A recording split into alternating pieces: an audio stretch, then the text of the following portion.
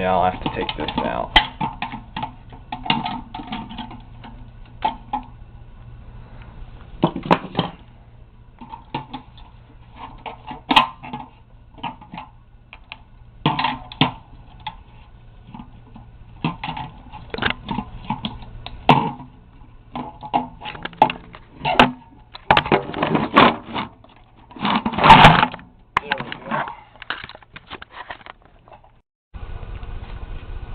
So here we have a commercial electric 30-watt circle type fluorescent light. Take a Pyrex dish and you fill it with enough water to submerge the pins, and make sure those pins are submerged, and just microwave it.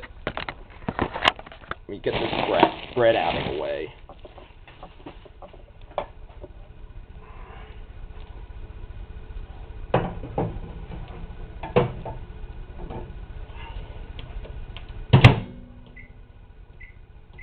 "12 seconds.